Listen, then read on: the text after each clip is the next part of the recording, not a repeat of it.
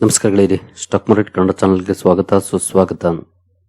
ಗೆಳೆಯರಿ, ವಿಡಿಯೋದಲ್ಲಿ ಇವತ್ತಿನ ನಮ್ಮ ಮಾರ್ಕೆಟ್ ಅಲ್ಲಿ ಸುದ್ದಿಯಲ್ಲಿರುವಂತಹ ಇಂಪಾರ್ಟೆಂಟ್ ಷೇರುಗಳ ಬಗ್ಗೆ ತಿಳ್ಕೊಳ್ಳುವಂತ ಪ್ರಯತ್ನವನ್ನು ಮಾಡೋಣ. ಜೊತೆಗೆ ಮಿಡ್ಲ್ ಈಸ್ಟ್ ಇಂದ ಕೂಡ ಹಲವಾರು ಸುದ್ದಿಗಳು ಬಂದಿದ್ದಾವೆ. ಆ ಸುದ್ದಿಗಳ ಬಗ್ಗೆ ಕೂಡ ತಿಳ್ಕೊಳ್ಳೋಣ. ಮಾರ್ಕೆಟ್ ನ ಮೇಲೆ ಇಂಪ್ಯಾಕ್ಟ್ ಮಾಡುವಂತಹ ಸುದ್ದಿಗಳು ಯಾವ ರೀತಿ ಇಂಪ್ಯಾಕ್ಟ್ ಆಗಬಹುದು, ಏನೆಲ್ಲ ಸುದ್ದಿಗಳು ಬಂದಿದ್ದಾವೆ ಅಂತ. ಮೊದಲಿಗೆ ಡಿಸ್ಕ್ಲೇಮರ್ ಕೊಡ್ಲಿಕ್ಕೆ ಇಷ್ಟಪಡ್ತೇನೆ. ಇಲ್ಲಿ ಕವರ್ ಮಾಡ್ತಿರುವಂತಹ ಯಾವುದೇ ಸ್ಟಾಕ್ ಅನ್ನು ಕೂಡ ರೆಕಮೆಂಡ್ ಮಾಡ್ತಿಲ್ಲ. ನೀವು ಫರ್ದರ್ ಸ್ಟಡಿ ಮೆಡಿಟೇಷನ್ ತಗೊಳ್ಬಹುದು. ಆಸ್ ಎ ಎಜುಕೇಶನಲ್ ಪರ್ಪಸ್ ನಾನು ವಿಡಿಯೋ ಮುಂದೆ ತರ್ತಾ ಇದ್ದೀನಿ. ಹಾಗೆ ಡಿಸ್ಕ್ರಿಪ್ಷನ್ ಅಲ್ಲಿ ಅಕೌಂಟ್ ಓಪನಿಂಗ್ ಲಿಂಕ್ ಇದೆ. ಅಕೌಂಟ್ ಅನ್ನು ಓಪನ್ ಮಾಡ್ಕೊಳ್ಬಹುದು. ಹೂಡಿಕೆಗೆ ಸಂಬಂಧಪಟ್ಟಂತೆ ನಿಮ್ಗೆ ಏನಾದರೂ ಸಪೋರ್ಟ್ ಬೇಕು ಅಂದ್ರೆ ಈ ನಂಬರ್ ಗಳ ಮೂಲಕ ನಮ್ಮ ಟೀಮ್ ನ ಕಾಂಟ್ಯಾಕ್ಟ್ ಮಾಡಬಹುದು. ಇಲ್ಲಿ ಮೆನ್ಷನ್ ಮಾಡಿರುವಂತಹ ಎಲ್ಲ ಸರ್ವಿಸಸ್ ನಮ್ಮ ಮೂಲಕ ಸಿಗುತ್ತೆ. ಬಟ್ ಇದಕ್ಕೆ ಕಂಡೀಷನ್ ಒಂದೇ, ನಮ್ಮ ಮೂಲಕ ಅಕೌಂಟ್ ಓಪನ್ ಆಗಿರಬೇಕು. ಹಾಗಾಗಿ ಅಕೌಂಟ್ ಓಪನ್ ಮಾಡ್ಕೊಂಡು ಕಾಂಟ್ಯಾಕ್ಟ್ ಮಾಡಬಹುದು. ಮೊದಲಿಗೆ ನೆನ್ನೆ ಅಮೆರಿಕನ್ ಮಾರ್ಕೆಟ್ ನ ಪರ್ಫಾರ್ಮೆನ್ಸ್ ನೋಡಿದರೆ ಡೌ ಜೋನ್ಸ್ ಅಲ್ಲಿ ನೋಡಬಹುದು 1325 ಪಾಯಿಂಟ್ಸ್ ಅಥವಾ 2.85% ಪಾಸಿಟಿವ್ ಪರ್ಫಾರ್ಮೆನ್ಸ್ ನೋಡ್ಲಿಕ್ಕೆ ಸಿಕ್ಕಿದೆ. ಗ್ಯಾಪ್ ಅಪ್ ಅಲ್ಲಿ ಓಪನ್ ಆಯ್ತು, ಬಟ್ ಆನಂತರ ಸ್ವಿಫ್ಟ್ ರ್ಯಾಲಿ ನೋಡ್ಲಿಕ್ಕೆ ಸಿಕ್ತು. ನಂತರ ಸೇಮ್ ರೇಂಜ್ ಅಲ್ಲಿ ಟ್ರೇಡ್ ಆಗಿ 2.85% ಅಪ್ ಅಲ್ಲಿ ಕ್ಲೋಸಿಂಗ್ ಕಂಡು ಬಂದಿದೆ. ಏನು ನಾಸ್ಡಾಕ್ ಕಡೆ ಬಂದ್ರೆ ಇಲ್ಲಿ ಕೂಡ ನೋಡಬಹುದು 2.8% ಅಥವಾ 617 ಪಾಯಿಂಟ್ಸ್ ಪಾಸಿಟಿವ್ ಅಲ್ಲಿ ಪರ್ಫಾರ್ಮೆನ್ಸ್ ನೋಡ್ಲಿಕ್ಕೆ ಸಿಕ್ಕಿದೆ. ಎಲ್ಲ ಮಾರ್ಕೆಟ್ಸ್ ಅಲ್ಲೂ ಕೂಡ ನಿನ್ನೆ ಒಳ್ಳೆ ಪರ್ಫಾರ್ಮೆನ್ಸ್ ನೋಡ್ಲಿಕ್ಕೆ ಸಿಕ್ತು. ಇವನ್ ಡೌ ಜೋನ್ಸ್ ಕೂಡ ಒಳ್ಳೆ ಪರ್ಫಾರ್ಮೆನ್ಸ್ ಅನ್ನ ಮಾಡಿದೆ ನಿನ್ನೆ. ಇನ್ನು ನಮ್ಮ ಮಾರ್ಕೆಟ್ ನ FIS DIS ಆಕ್ಟಿವಿಟಿ ಕಡೆ ಬಂದ್ರೆ ನಿನ್ನೆ FIS 2811 ಕೋಟಿ ನೆಟ್ ಸೆಲ್ಲಿಂಗ್ ಅನ್ನ ಮಾಡಿದ್ದಾರೆ. DIS 4168 ಕೋಟಿ ನೆಟ್ ಬೈಯಿಂಗ್ ಅನ್ನ ಮಾಡಿದ್ದಾರೆ.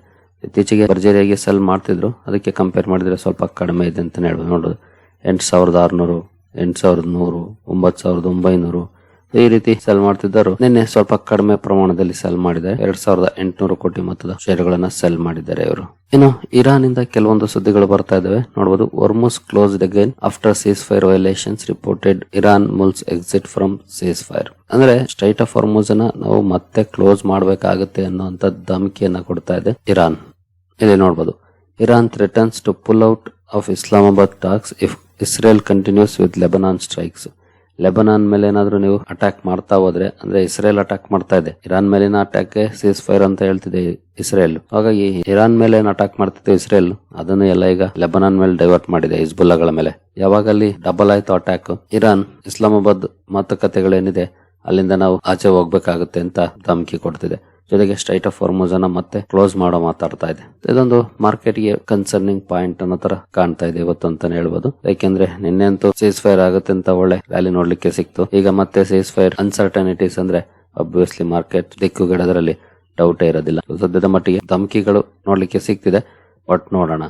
ಜೊತೆಗೆ ಇಲ್ಲಿ ಲೆಬನಾನ್ ಸೇರ್ಕೊಂಡಿದ್ಯಾ ಸೀಸ್ ಫೈರ್ ಅಲ್ಲಿ ಇಲ್ವಾ ಅನ್ನೋ ಬಗ್ಗೆ ಪ್ರಶ್ನೆಗಳು ಹೇಳ್ತಾ ಇದ್ವು. ಬಟ್ ಅದಕ್ಕೆ ಡೊನಾಲ್ಡ್ ಟ್ರಂಪ್ ಅವರೇ ಉತ್ತರ ಕೊಟ್ಟಿದ್ದಾರೆ. ನೋಡಬಹುದು, Trump says Lebanon not included in Iran seize fire deal because of Hezbollah ಕಾರಣಕ್ಕೆ ಲೆಬನಾನ್ ಅನ್ನ ಇದರಲ್ಲಿ ಇನ್ಕ್ಲೂಡ್ ಮಾಡಿಲ್ಲ ಅನ್ನುವಂತ ಮಾತನ್ನ ಹೇಳಿದ್ದಾರೆ. ಜೊತೆಗೆ 10 ಪಾಯಿಂಟ್ ಪ್ರಪೋಸಲ್ ಏನಿದೆ ಇರಾನ್ ಇಂದ ಬಂದಿರುವಂತದ್ದು, ಅದನ್ನ ನಾವು ರಿಸೀವ್ ಮಾಡ್ಕೊಂಡಿದೀವಿ. ಜೊತೆಗೆ ಅದು ವರ್ಕಬಲ್ ಇದೆ ನೆಗೋಷಿಯೇಟ್ ಮಾಡಿದ್ರೆ ಅನ್ನೋಂತ ಮಾತನ್ನು ಕೂಡ ಹೇಳಿದ್ದಾರೆ. ಒಳ್ಳೆಯ ಬೆಳವಣಿಗೆನೆ. ಬಟ್ ಇರಾನ್ ಈಗ ಏನ್ ಮಾಡುತ್ತೆ, ಲೆಬನಾನ್ ಸೀಸ್ ಫೈರ್ ಅಲ್ಲಿ ಸೇರ್ಕೊಂಡಿಲ್ಲ ಅಂತ ಹೇಳಿದ್ಮೇಲೆ ಅದನ್ನ ನಾವು ಕಾದು ನೋಡ್ಬೇಕಾಗಿದೆ. ಇವನ್ JD ವ್ಯಾನ್ಸ್ ಕೂಡ ಅದನ್ನ ಹೇಳಿದ್ದಾರೆ. ನೋಡಬಹುದು, wands says Iran misunderstood seize fire, Lebanon not included in US deal. ಅವರು ತಪ್ಪಾಗಿ ಅರ್ಥ ಮಾಡ್ಕೊಂಡಿದ್ದಾರೆ ಅನ್ನುವಂತ ಮಾತನ್ನ ಹೇಳಿದ್ದಾರೆ JD ವ್ಯಾನ್ಸ್. ಈ ಎಲ್ಲ ಸುದ್ದಿಗಳು ಬಂದ ಮೇಲೆ ಕ್ರೂಡ್ ಅಲ್ಲಿ ಪರ್ಫಾರ್ಮೆನ್ಸ್ ಯಾವ ರೀತಿ ಇದೆ ಆ ಕಡೆ ಸ್ವಲ್ಪ ಗಮನ ಹರಿಸೋದಾದ್ರೆ, ಕ್ರೂಡ್ ನೋಡಬಹುದು ಸದ್ಯದ ಮಟ್ಟಿಗೆ ಬ್ರೆಂಟ್ 3% ರ್ಯಾಲಿ ನೋಡ್ಲಿಕ್ಕೆ ಸಿಗ್ತಿದೆ. ಹಾಗೆ WTI ಅಲ್ಲಿ ನಿಯರ್ಲಿ 4% ರ್ಯಾಲಿ ನೋಡ್ಲಿಕ್ಕೆ ಸಿಗ್ತಾ ಇದೆ.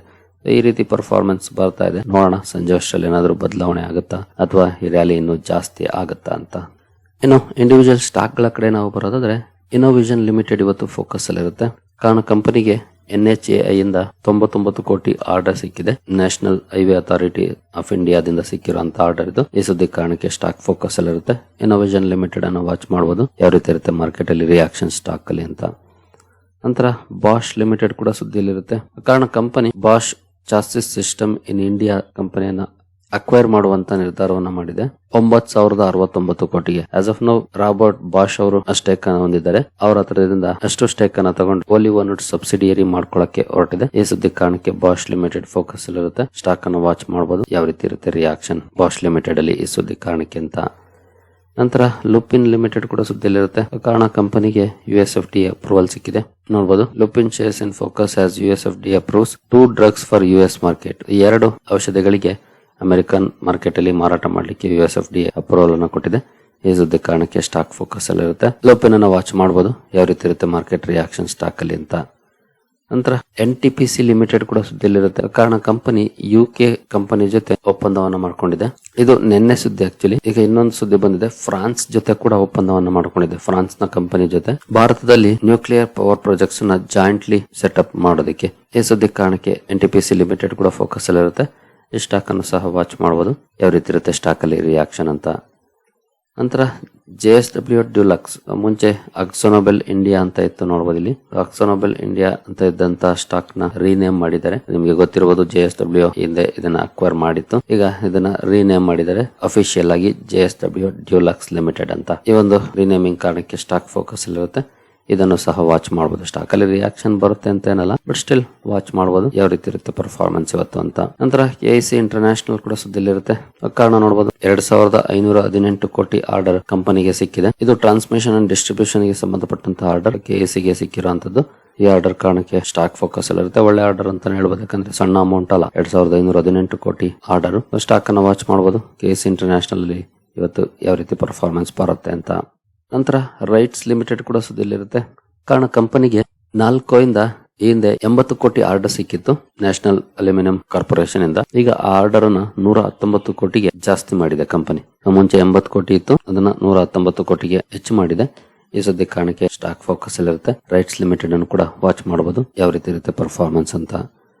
ನಂತರ ಇನ್ಫೋ ಎಡ್ಜ್ ಅಥವಾ ನೌಕರಿ ಕೂಡ ಫೋಕಸ್ ಅಲ್ಲಿರುತ್ತೆ. ಕಾರಣ ಕಂಪನಿ ಬಿಸ್ನೆಸ್ ಅಪ್ಡೇಟ್ಸ್ ಅನ್ನ ರಿಲೀಸ್ ಮಾಡಿದೆ. Jeevansathi business year on year 20.9% up ಆಗಿದೆ. ರೆಕ್ರೂಟ್ಮೆಂಟ್ ಬಿಸ್ನೆಸ್ ಅಲ್ಲಿ 9.5% ಗ್ರೋ ಆಗಿದೆ. 99 ಎಕರ್ಸ್ ಬಿಸ್ನೆಸ್ ಅಲ್ಲಿ 1.9% ಗ್ರೋ ಆಗಿದೆ. ಈ ರೀತಿ ಬಿಸ್ನೆಸ್ ಅಪ್ಡೇಟ್ಸ್ ಅನ್ನ ರಿಲೀಸ್ ಮಾಡಿದೆ. ಈ ಸುದ್ದಿ ಕಾರಣಕ್ಕೆ ಸ್ಟಾಕ್ ಫೋಕಸ್ ಅಲ್ಲಿರುತ್ತೆ. ಇನ್ಫೋ ಎಡ್ಜ್ ನ ವಾಚ್ ಮಾಡಬಹುದು. ಈ ಸುದ್ದಿ ಎಷ್ಟು ಮಟ್ಟಿಗೆ ಸ್ಟಾಕ್ ಅಲ್ಲಿ ಇಂಪ್ಯಾಕ್ಟ್ ಮಾಡುತ್ತೆ ಅಂತ. ಇವತ್ತಿನ ರಿಸಲ್ಟ್ ಕ್ಯಾಲೆಂಡರ್ ಕಡೆ ಬಂದ್ರೆ, ಇವತ್ತಿಂದ ಅಫಿಷಿಯಲ್ ಆಗಿ ರಿಸಲ್ಟ್ಸ್ ಸ್ಟಾರ್ಟ್ ಆಗ್ತದೆ ಮೇಜರ್ ಕಂಪನಿಗಳ ಮೂಲಕ. ನೋಡಬಹುದು, ಆನಂದ್ ರತಿ ವೆಲ್ತ್ ನ ರಿಸಲ್ಟ್ ಇದೆ ಇವತ್ತು. GM ಬ್ರೇವರೀಸ್ ರಿಸಲ್ಟ್ ಇದೆ. ನಂತರ TCS ರಿಸಲ್ಟ್ ಕೂಡ ಇದೆ. IT ಸೆಕ್ಟರ್ ಅಲ್ಲಿ major company. Probably result market close ಆದ್ಮೇಲೆ ಬರೋದು. ನಾಳೆ ನಮಗೆ IT ಸೆಕ್ಟರ್ ಅಲ್ಲಿ ರಿಯಾಕ್ಷನ್ ನೋಡ್ಲಿಕ್ಕೆ ಸಿಗುತ್ತೆ TCS ನಂಬರ್ ನೋಡಿದ್ಮೇಲೆ. ಸೊ TCS IT ಸೆಕ್ಟರ್ ನ ಮಾರ್ಕೆಟ್ ಲೀಡರ್ ಆಗಿರೋದ್ರಿಂದ ಅದರ ನಂಬರ್ಸ್ ಬೇರೆ IT ಸ್ಟಾಕ್ ಗಳ ಮೇಲೂ ಕೂಡ ಪ್ರಭಾವ ಬೀರುತ್ತೆ. ಹಾಗಾಗಿ ನಾವು IT ಸೆಕ್ಟರ್ ನ TCS ನಂಬರ್ಸ್ ನ ಮಿಸ್ ಮಾಡದೆ ನೋಡ್ಬೇಕಾಗುತ್ತೆ. ಇವತ್ತು ಸಂಜೆ ರಿಲೀಸ್ ಆದ್ಮೇಲೆ ನೋಡ್ಕೊಳ್ಳಿ. ಕಂಪನಿ ಏನ್ ಹೇಳುತ್ತೆ, ಗೈಡೆನ್ಸ್ ಏನ್ ಕೊಡುತ್ತೆ, ಅದೆಲ್ಲವೂ ಕೂಡ ಬಹಳ ಇಂಪಾರ್ಟೆಂಟ್ ಆಗುತ್ತೆ. ಅದ್ರ ಮೇಲೆನೆ ರಿಯಾಕ್ಷನ್ ಕೂಡ ನೋಡ್ಲಿಕ್ಕೆ ಸಿಗುತ್ತೆ IT ಸೆಕ್ಟರ್ ಅಲ್ಲಿ. ಈ ಕಡೆ ಕೂಡ ಗಮನ ಹರಿಸಬಹುದು ಯಾವ ರೀತಿ ಇರುತ್ತೆ ಈ ಕಂಪನಿಗಳ ಪರ್ಫಾರ್ಮೆನ್ಸ್ ಇವತ್ತು ಅಂತ. ಪ್ರೈಮರಿ ಮಾರ್ಕೆಟ್ ಕಡೆ ಬಂದ್ರೆ, ಓಮ್ ಪವರ್ ಟ್ರಾನ್ಸ್ಮಿಷನ್ IPO ಇವತ್ತಿಂದ ಓಪನ್ ಆಗ್ತಾ ಇದೆ. ಇಂಟ್ರೆಸ್ಟ್ ಇರೋರು ಕಂಪನಿಯನ್ನ ಸ್ಟಡಿ ಮಾಡಬಹುದು. ಗ್ರೇ ಮಾರ್ಕೆಟ್ ಪ್ರೀಮಿಯಂ ನೋಡಬಹುದು, ₹7 ಇದೆ. ಅಂದ್ರೆ ಅರೌಂಡ್ 4% ಪ್ರೀಮಿಯಂ ನೋಡ್ಲಿಕ್ಕೆ ಸಿಗ್ತಾ ಇದೆ ಓಮ್ ಪವರ್ ಟ್ರಾನ್ಸ್ಮಿಷನ್ ಅಲ್ಲಿ. ಅಂತ ದೊಡ್ಡ ಪ್ರೀಮಿಯಂ ಏನಿಲ್ಲ, ಬಟ್ ಇಂಟ್ರೆಸ್ಟ್ ಇರೋರು ಸ್ಟಡಿ ಮಾಡಬಹುದು. ಅಥವಾ ನಾಳೆ ನಾಡಿದ್ದು ಏನಾದ್ರು ಬದಲಾಗುತ್ತಾ ಅನ್ನೋದನ್ನು ಕೂಡ ವಾಚ್ ಮಾಡಬಹುದು. ಗಿಫ್ಟ್ ನಿಫ್ಟಿ ಕಡೆ ಬಂದ್ರೆ, ಗಿಫ್ಟ್ ನಿಫ್ಟಿಯಲ್ಲಿ ಯಾವ ರೀತಿ ಪರ್ಫಾರ್ಮೆನ್ಸ್ ಇದೆ ಅಂತ ಸದ್ಯದ ಮಟ್ಟಿಗೆ ನೋಡಬಹುದು. 92 ಪಾಯಿಂಟ್ಸ್ ಅಥವಾ 0.38% ಡೌನ್ ಪರ್ಫಾರ್ಮೆನ್ಸ್ ನೋಡ್ಲಿಕ್ಕೆ ಕಾಣ್ತಾ ಇದೆ. ಹಾಗೆ ಏಷ್ಯನ್ ಮಾರ್ಕೆಟ್ ಗಳಲ್ಲೂ ಕೂಡ ಡೌನ್ ಪರ್ಫಾರ್ಮೆನ್ಸ್ ಇದೆ. ಜಕಾರ್ತಾ ಕಾಂಪೋಸಿಟ್ ಇಂದು ಓಪನ್ ಆಗಿಲ್ಲ, ಇದು ನಿನ್ನೆ ಪರ್ಫಾರ್ಮೆನ್ಸ್, ಹಾಗಾಗಿ ಪಾಸಿಟಿವ್ ಕಾಣ್ತಾ ಇದೆ. ಇನ್ನು ಓಪನ್ ಆಗಿರುವಂತಹ ಮಾರ್ಕೆಟ್ ಗಳಲ್ಲಿ ಸ್ವಲ್ಪ ಮಟ್ಟಿಗೆ ಡೌನ್ ಪರ್ಫಾರ್ಮೆನ್ಸ್ ಇದೆ. ಇವತ್ತು ದೊಡ್ಡ ಮಟ್ಟದ ಡೌನ್ ಫಾಲ್ ಏನಲ್ಲ, ಅಪ್ ಟು 0.5% ವರೆಗೂ ಡೌನ್ ಪರ್ಫಾರ್ಮೆನ್ಸ್ ಇದೆ ಇವತ್ತು ಏಷ್ಯನ್ ಮಾರ್ಕೆಟ್ ಗಳಲ್ಲಿ. ಇನ್ನು ಡೌ ಜೋನ್ಸ್ ಫ್ಯೂಚರ್ಸ್ ಅಲ್ಲಿ ಫ್ಲಾಟ್ ಪರ್ಫಾರ್ಮೆನ್ಸ್ ಇದೆ ಸದ್ಯದ ಮಟ್ಟಿಗೆ. ಕ್ರೂಡ್ ಈಗಾಗಲೇ ನೋಡಿದ್ವಿ, ಈಗ ಅರೌಂಡ್ 2% ಅಪ್ ಅಲ್ಲಿ ಟ್ರೇಡ್ ಆಗ್ತಿದೆ. ಗೋಲ್ಡ್ ಕೂಡ ಸ್ಲೈಟ್ಲಿ ಪಾಸಿಟಿವ್ ಅಲ್ಲಿ ಟ್ರೇಡ್ ಆಗ್ತಿದೆ ಸದ್ಯದ ಮಟ್ಟಿಗೆ. USD INR ನಿನ್ನೆ ಒಳ್ಳೆ ಪರ್ಫಾರ್ಮೆನ್ಸ್ ಅನ್ನ ಮಾಡಿದೆ ಅಂತಾನೆ ಹೇಳ್ಬೋದು. 0.44% ರಿಕವರ್ ಆಗಿದೆ. ನೋಡೋಣ ಇವತ್ತು ಯಾವ ರೀತಿ ಪರ್ಫಾರ್ಮೆನ್ಸ್ ಇರುತ್ತೆ ಅಂತ. ಸರಿ ಗೆಳೆಯರಿ, ಈ ಎಲ್ಲ ಅಪ್ಡೇಟ್ಸ್ ನಿಮಗೆ ಇಷ್ಟ ಆಗಿದೆ ಅನ್ಕೊಳ್ತೀನಿ. ಹಾಗೆ ಡಿಸ್ಕ್ರಿಪ್ಷನ್ ಅಲ್ಲಿ ಅಕೌಂಟ್ ಓಪನಿಂಗ್ ಲಿಂಕ್ ಇದೆ, ಅಕೌಂಟ್ ಅನ್ನ ಓಪನ್ ಮಾಡ್ಕೊಳ್ಬಹುದು. ಮುಂದಿನ ವಿಡಿಯೋದಲ್ಲಿ ಸಿಗೋಣ. ಅಲ್ಲಿವರೆಗೂ ಜೈ ಹಿಂದ್, ಜೈ ಕರ್ನಾಟಕ.